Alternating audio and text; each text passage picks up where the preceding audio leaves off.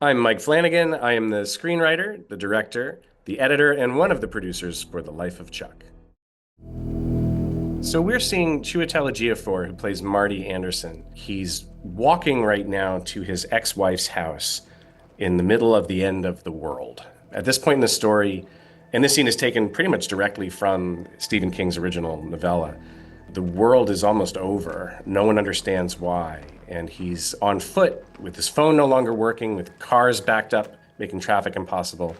And he's trying to find his way to his ex-wife. Hey. He encounters this young woman who's roller skating, who's played by Violet McGraw, who I worked with on The Haunting of Hill House and on Dr. Sleep. And what I found really striking about this scene when Stephen King wrote it is that it's a very kind of casual conversation of two people who just happen to cross each other during this apocalyptic time and how they kind of connect. He was a teacher before the world fell apart, and so he's relating to her the way we imagine he could have related to his students back in the day. In the novella, this is a very shocking scene because in the middle of all of this, all of the power in the world kind of goes out at once.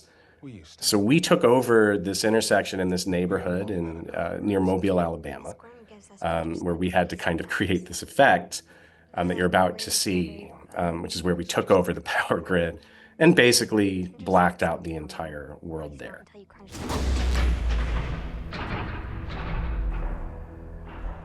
There's a major change in the story here because the presence of the title character, Chuck Krantz, has been limited up until this point to billboard appearances and commercials. It's not been supernatural. But in the story, this is where his presence becomes something much more ethereal, something that clearly isn't terrestrial, and is kind of one of our last hints into what's really going on here. In the book, it's described as this ectoplasmic projection of the billboard images that start appearing. We accomplished this the very old-fashioned way by hanging televisions in the windows on their sides and pre-recording these videos and running around hitting play on each of them in order to get the image to appear in the window.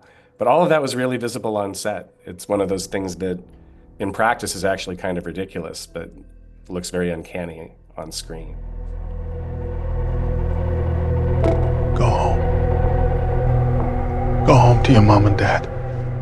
And at this point, the characters realize that what's going on isn't something that they can explain, and that Chuck's identity is going to be much more important. I think there's a sense of loneliness here at the end of the world. We intentionally made sure there were no extras, there were no cars visible, and Marty, for the first time, starts to feel the panic of the situation instead of the acceptance of it.